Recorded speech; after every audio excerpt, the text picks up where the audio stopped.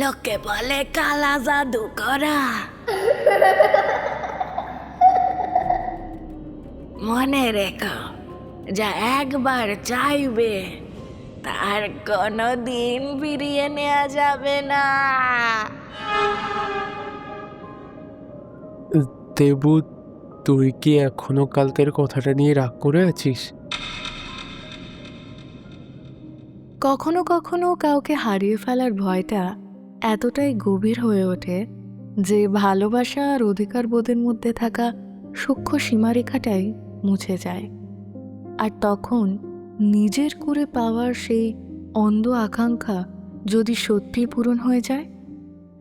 নমস্কার, আমি সোমদত্তা। আপনারা শুনছেন অপরিচিত, গল্প ও কথার এক নতুন সম্ভার। আমাদের আজকের নিবেদন গ্রাস। কি তাহলে দেরি না করে শুরু করা যাক।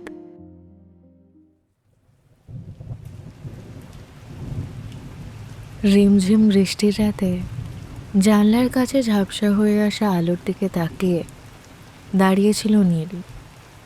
ঘড়ির কাঁটায় তখন রাত 12:05। ঘরের কোণে রাখা উইন্ডো এসিটের একটা চেনা ঘর ঘর আওয়াজ ছাড়া আর কোনো শব্দ নেই। কলকাতার এক নামী পিজির 3তলার এই কোণের ঘরটা বাইরে থেকে বেশ আলো ঝলমলে মনে হলেও ভেতরের আবহাওয়াটা গত কয়েক মাস ধরেই কেমন জানি থমথমে। এই ঘরের দুজন বাসিন্দা, নীল আর দেবু। নীল সেন্ট জেভিয়ার্সের ফাইনাল ইয়ারের স্টুডেন্ট, শান্ত আর একটু গুমট স্বভাবের। অন্যদিকে দেবু ইঞ্জিনিয়ারিংয়ের 3rd ইয়ারে পড়ে। বয়সে নীল দেবুর চেয়ে বছর 2-এর বড়। প্রথম দিন থেকেই ছোট ভাইয়ের মতো দেবুকে আগলে রেখেছে নীল। দুজনের অমিল অনেক, কিন্তু এক ছাদের তলায় থাকতে থাকতে তারা হয়ে উঠেছিল পরস্পরের অবিচ্ছেদ্য বন্ধু। তবে সমস্যাটা বন্ধুত্বের গভীরতায় ছিল না, সমস্যাটা ছিল নীলের মনস্তত্ত্বে। বাইরে থেকে নীলকে চট করে বোঝা যায় না, কিন্তু তার মনের ভেতরের মূল চালিকা শক্তি ছিল একটা গভীর ভয়, কাউকে হারিয়ে ফেলার ভয়। ছোটবেলা থেকেই নীল দেখেছে সম্পর্কের ভঙ্গুরতা। যা কিছু সে নিজের বলে ভেবেছে তাই কোনো না কোনোভাবে হাতছাড়া হয়ে গেছে। ফলে কারোর প্রতি টান তৈরি হলেই তার মনে জন্ম নিত এক মারাত্মক অধিকার বোধ। নীলের মনের ভেতরে একটা অদ্ভুত নীতি তৈরি হয়েছিল যে সে যাকে ভালোবাসবে বা বন্ধু ভাববে তার পৃথিবীতে কেবল নীলেরই একমাত্র অধিকার থাকবে, আর কারণ নয়। অন্যদিকে দেবু ছিল একেবারেই উল্টো। হাসি খুশি চটপটে নির্ভেজাল একটা ছেলে। সবার সাথে মিশতে খুব পছন্দ করত, নতুন বন্ধু বানাতে ভালোবাসত। দেবুর কাছে নীল ছিল তার অভিভাবক সম, অত্যন্ত আবেগপ্রবণ এক বড় দাদার মতো। নীলের এই অতিরিক্ত অধিকার বোধ বা মনের অলিগলির জটিলতা নিয়ে দেবু কখনোই অতটা তলিয়ে ভেবে দেখেনি। আর সেটাই ডেকে আনলো চরম বিপর্যয়। ঘটনার সূত্রপাত ঘটেছিল মাসখানেক আগে।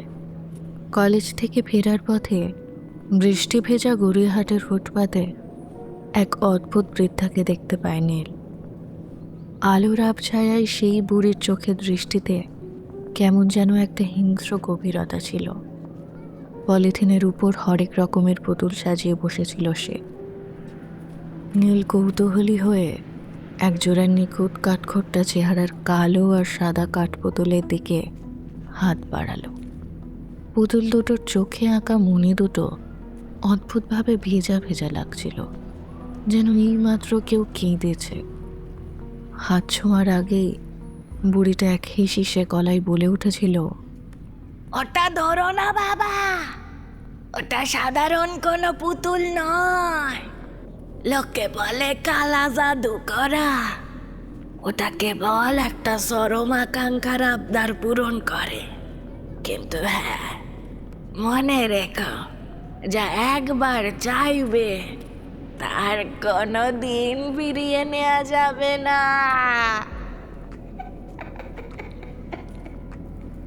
নীল সেদিন হেসে উড়িয়ে দিয়েছিল কথাটা। কিন্তু মনের ভেতরের কোনো এক গোপন অন্ধকার কোণ তাকে প্ররোচিত করেছিল পুতুলটা নেওয়ার জন্য। কিছু টাকা দিয়ে পুতুলটা কিনে সোজা পিজিতে চলে আসে সে। ব্যাগের গোপন পকেটে লুকিয়ে রেখে দেয়। ফেরার পথে বারবার মনে হচ্ছিল ব্যাগের ভেতর থেকে একটা হালকা, প্রায় অশ্রুত ঘষার শব্দ আসছে, যেন ভেতরে কিছু একটা নড়ছে। নীল ভেবেছিল বাসের ঝাঁকুনি। নীল জানতো না সে শুধু একটা কাঠের টুকরো আনেনি, স্বহস্তে নিজের জীবনে এক চরম অভিশাপকে ডেকে এনেছে। ঝামেলার আসল বিস্ফোরণটা ঘটল সেদিন সন্ধ্যায়। দেবু ব্যাগ গুছিয়ে বেরোনোর তোড়জোড় করছিল। নীল দরজার কাছে দাঁড়িয়ে বরফের মতো ঠান্ডা গলায় জিজ্ঞেস করল, আজও ওদের সাথেই যাচ্ছিস? দেবু একটা দীর্ঘশ্বাস ফেলল। নীলদা, প্রজেক্টের কাজটা আকাশ আর রোহিতের সাথে না করলে কাল সাবমিট করতে পারবো না। তোমাকে তো সকালেই বলেছিলাম। হ্যাঁ, বলেছিলি বটে। কথাটা এমনভাবে উচ্চারণ করল যেন সেটা কোনো অভিযোগের সুর। গত সপ্তাহে 3 বার গিয়েছিস, আর আগের সপ্তাহতেও তাই। নীল তাকিয়ে রইল দেবুর ব্যাগের চেনটার দিকে, যেন গুনাগুনতি করছে কতটা বন্ধ আছে আর কতটা খোলা। কিছু তো বলছি না। তুমি কিছুই বলছো না, বলছো তোমার মুখ। দেরি হয়ে যাচ্ছে তোর, যা। এভাবে রোজ কতদিন চলবে বলো তো? তুই এই শহরে এসে সবার আগে আমার কাছেই থেকেছিস, আমাকে দাদার মতো মেনে নিয়েছিস। আমি ভেবেছিলাম এই সম্পর্কটা তোর কাছে হয়তো একটু গুরুত্বপূর্ণ। ছাড়, বাদ দে। তার মানে এই না যে আমি আর কারোর সাথে কথা বলতে পারবো না। তুমি খেয়াল করেছো ইদানিং দেখছি তুমি আমার ফোনে কার কার কল আসে সেটাও পর্যন্ত জিজ্ঞেস করো। নীল কোনো উত্তর দিল না, শুধু তাকিয়ে রইল এমন একটা নীরবতায় যা দেবুর কাছে যে কোনো চিৎকারের চেয়ে বেশি ভারী মনে হলো। আচ্ছা নীলদা, অধিকার আর শৃঙ্খলের তফাৎটা বোঝো? মাঝে মাঝে মনে হয় তুমি সেটা নিজেও জানো না। কথাটা নীলের কানে পৌঁছল, কিন্তু নীল কিছু বলল না, শুধু দরজার সামনে থেকে সরে দাঁড়ালো। একটু অদ্ভুত, অতিরিক্ত ভদ্র সৌজন্যে, যা একটু বেশি অস্বস্তিকর। দেবু ঘর থেকে বেরিয়ে গেল।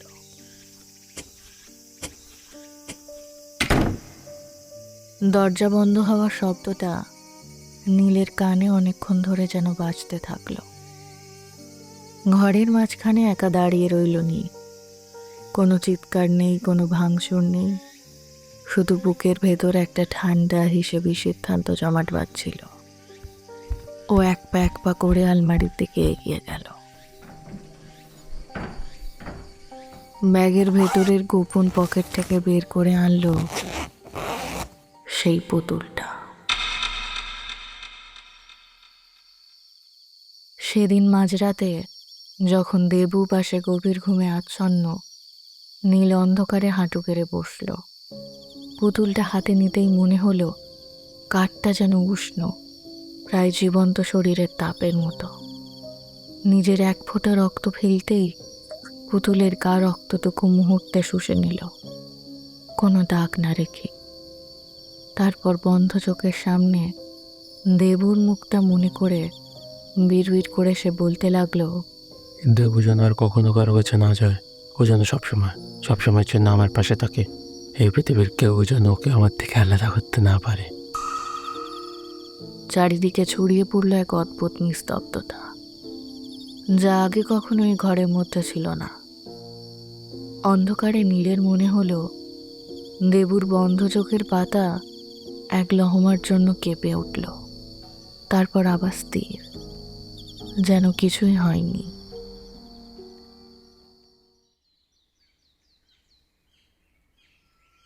পরের দিন সকাল হতেই ঘরের আবহাওয়া যেন কেমন পাল্টে গেল। নীল সকালে ঘুম থেকে উঠে দেখল দেবু বিছানার উপর একদম সোজা হয়ে বসে আছে, জানলার দিকে মুখ করে। ঘুম থেকে ওঠার কোনো চিহ্ন নেই ওর ভঙ্গিতে। যেন সারা রাত ওইভাবেই ও বসেছিল। দেবু, তুই কি এখনো কালকের কথাটা নিয়ে রাগ করে আছিস? আরে আমি তো এমনি জিজ্ঞাসা করছিলাম। দেবু ধীরে ধীরে মাথা ঘোরালো, মুখে সেই চেনা হাসি, কিন্তু চোখ দুটো চোখ দুটো যেন কেমন অন্য রকম। না তো নীলদা, আজ আজ আর কোথাও যাব না। সারাদিন সারাদিন তোমার সাথেই থাকবো। কথাটা শুনেই নীলের বুকের ভেতর একটা অদ্ভুত স্বস্তি নেমে এলো, কিন্তু এই স্বস্তির বদলেই সব থেকে বেশি ভয় পাওয়া উচিত ছিল ওর। সারাদিন দেবু সত্যিই ঘর থেকে বেরোলো না। ফোন বাজলে দেখলোও না। আকাশ দুবার কল করলো ওকে। দেবু শুধু ফোনের স্ক্রিনের দিকে তাকিয়ে রইল, তারপর সাইলেন্ট করে পাশে রেখে দিল, কোনো ভাবান্তর ছাড়াই, যেন নামটা দেখেও চিনতেই পারল না। নীল প্রথমটায় ভাবলো যা চেয়েছিল তাই পেয়েছে, কিন্তু বিকেলের দিকে একটা অস্বস্তি ওকে পেয়ে বসল।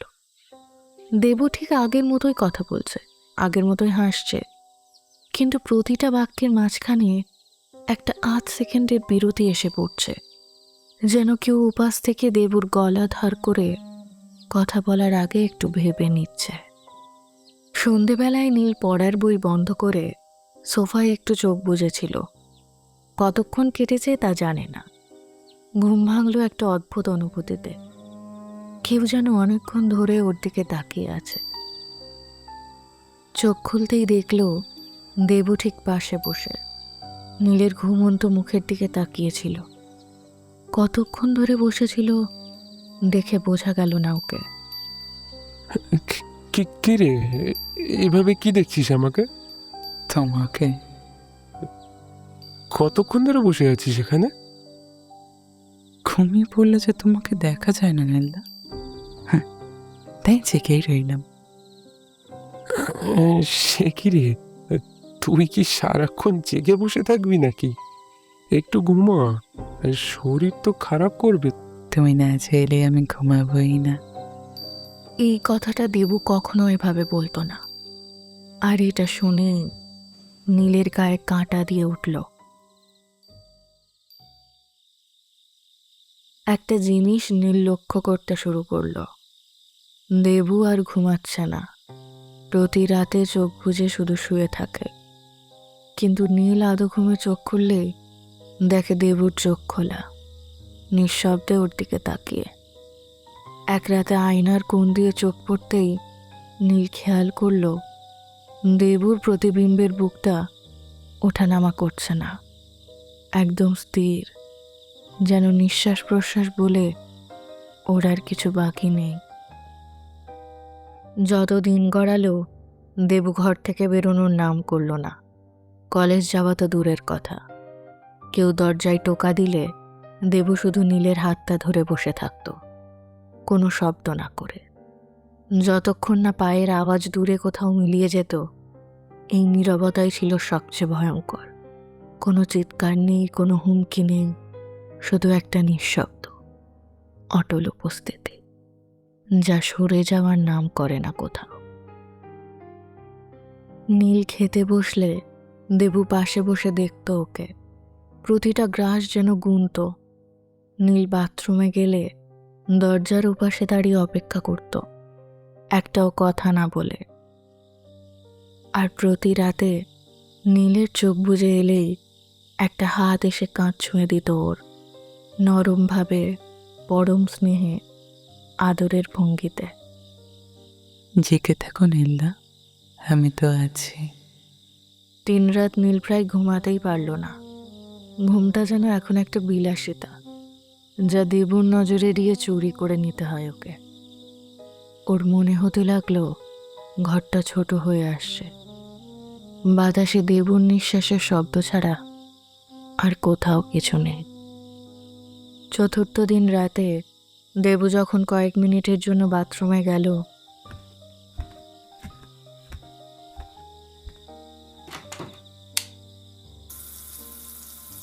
নীল কাঁপা হাতে ফোনটা তুলে নিল। মাকে ফোন করার আগেই মনে হলো দরজার ওপাশে পায়ের শব্দ থেমে গেছে। কতক্ষণ ধরে থেমে আছে তা বোঝার উপায় নেই। দরজাটা খুলল নি, খুব ধীরে। দেবু দাঁড়িয়ে দরজার ঠিক সামনে। আগের মতোই দেখতে লাগছে ওকে, শুধু চোখ দুটো নীলের হাতের ফোনের দিকে স্থির। বাইরের করিডোরের আলোয় ওর ছায়াটা দরজার ফ্রেম পেরিয়ে ঘরের মেঝেতে অনেকটা লম্বা হয়ে পড়েছিল। দেবুর নিজের শরীরের চেয়ে এই ছায়াটা অনেক বেশি লম্বা। নীলা, কাকে ফোন করছিলে?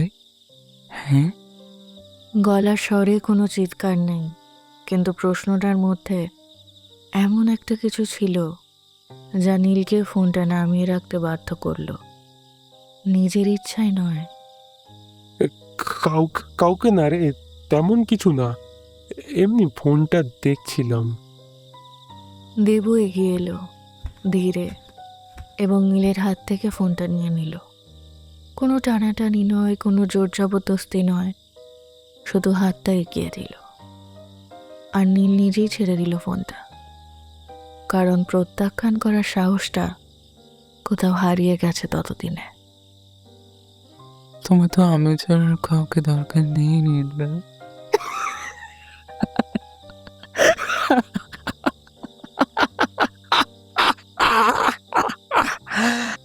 আমরা আমরা তো একসাথেই আছি নাকি?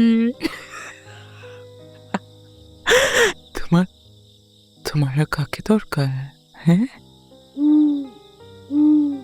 সেই রাতে নীল বুঝতে পারল ও দেবুকে পাল্টায়নি, ও একটা কামনাকে সত্যি করে তুলেছে, এবং সেই কামনা এখন তাকেই ধীরে ধীরে গিলে খাচ্ছে, খুব আস্তে আস্তে, যত্ন করে, আদর করে, ভালোবাসার ভান করে। পরদিন ভোরে দেবু যখন জানলার দিকে স্থির হয়ে দাঁড়িয়েছিল, নীল নিঃশব্দে পেছনের সিঁড়ি দিয়ে নেমে গেল। কেন যেন দেবু তাকে আটকালো না। নীল পাগলের মতো দৌড়ে গেল গড়িয়াহাটের ফুটপাতের দিকে। বুড়িটা আজও সেই আবছা আলোতেই বসেছিল, যেন ওরই অপেক্ষাতে। এটা কি কোনোভাবে ফিরিয়ে নেওয়া যায় না? কোনোভাবে কি ফিরিয়ে নেওয়া যায় না? আমি আর পারছি না। বৃদ্ধা ধীর গতিতে মাথা তুলল। তার শকুনের মতো চোখে এক কুৎসিত আর করুণাচ্ছন্ন হাসি ফুটে উঠল। আরে তা তোকে বলেইছিলাম, প্রেত শক্তি কিংবা কালা জাদু কখনো ফেরত নেওয়া যায় না। যে বন্ধন তুই রক্তের লোভে তৈরি করেছিস তা কাটানোর ক্ষমতা এই মর্তের কারণে। কোনো পত্নী? আরে সত্যি কোনো উপায় নেই? আমি তো তাহলে সত্যি পাগল হয়ে যাব। দয়া করে কোনো একটু উপায় বলে দিন। আমাকে বাঁচান। একটাই উপায় আছে। এই ছায়া তোর পিছু ছাড়বে তখনই যখন এই বাঁধন ভাঙবে। আর এই বাঁধন রক্তের বাঁধন, জীবনের নয়, মৃত্যুর। তোদের দুজনের মধ্যে যে কোনো একজনের মৃত্যু ছাড়া এই বাঁধন আর কিছুতেই কাটবে না।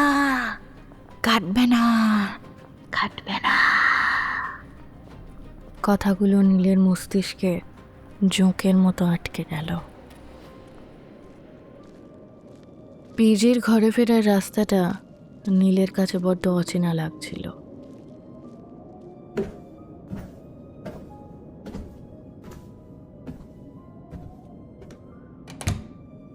ঘরে ঢুকতেই দেখল দেবু ঠিক আগের জায়গাতেই দাঁড়িয়ে, যেন নড়েননি। কোথায় গিয়েছিলেন নীলদা? হ্যাঁ, কোথায় গিয়েছিলেন? আমি একটা কোশ্চেন করছি নাকি? কোথায় গিয়েছি? কিভাবে পেলে নাকি? আর কোথাও যেতে হবে না তোমাকে, আমাদের একসাথে থাকার সময় এসেছে। হ্যাঁ, তুমি এতদিন যে চাইছিলে না, আমি আমি এবার তোমার। চলো, আমরা তো এখন থেকে সবসময় এবার একসাথেই থাকবো। নীল বুঝলো এখান থেকে ফেরার আর কোনো পথ নেই। যে বীজ সে নিজের অজান্তে রোপণ করেছিল তা এখন মহিরু হয়ে তাকেই গিলে খাচ্ছে। ভুলটা বুঝতে পেরেছিল, কিন্তু ততক্ষণে যে বড্ড দেরি হয়ে গেছে। 2 দিন পরে পিজির ঘরে চরম নিস্তব্ধতা। দরজা ভেতর থেকে বন্ধ। টানা 2 দিন কোনো সাড়া শব্দ না পেয়ে পিজির মালিক পুলিশে খবর দেন।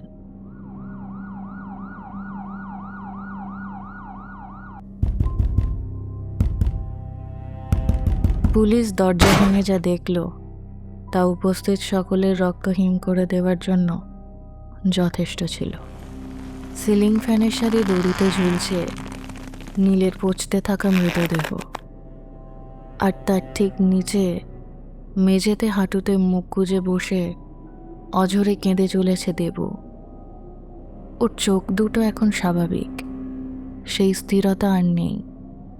মৃত্যুর সাথে সাথে যেন বাঁধনটা কেটে গেছে।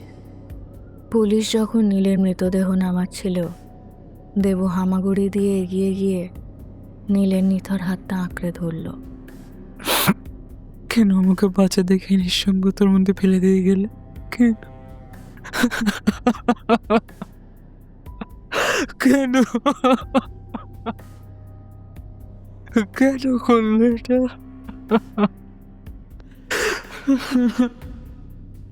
কেউ হয়তো ঠিক জানবে না দেবু কতটা মনে রাখবে নীলের সাথে কাটানো দিনগুলোর কথা। হয়তো শরীরে যা ঘটেছিল তার সবটুকু মনে থাকবে না ওর, কিন্তু চোখ বন্ধ করলেই একটা ঠান্ডা স্পর্শ কাঁধে অনুভব করবে, বহুদিন পরেও।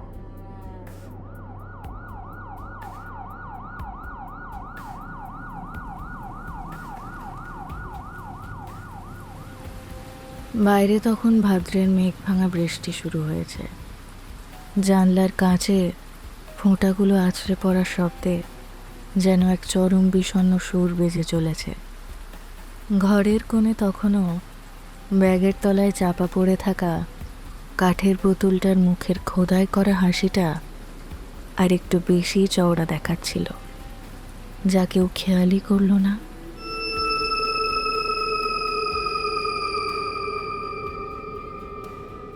নীল যা চেয়েছিল তা এক অর্থে সত্যিই সে পেয়েছিল। দেবু আর কারোর হয়নি, শুধু তার নিজের হওয়ারও আর কেউ রইল না।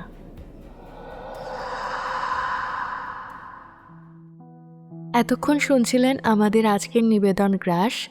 গল্পটি যদি আপনাদের ভালো লেগে থাকে তাহলে অবশ্যই একটি লাইক করবেন এবং কমেন্টে জানাবেন আপনাদের মূল্যবান মতামত। আর এমনই অন্যান্য স্বাদের নতুন নতুন গল্প শুনতে অপরিচিত চ্যানেলটিকে সাবস্ক্রাইব করে আমাদের পাশে থাকবেন। আজ গল্প পাঠে ছিল অতনু, শান্তনু এবং আমি সোমদত্তা। তাহলে আজকের মতো এখনই বিদায় নিচ্ছি। সবাই ভালো থাকবেন, সুস্থ থাকবেন। শুভরাত্রি।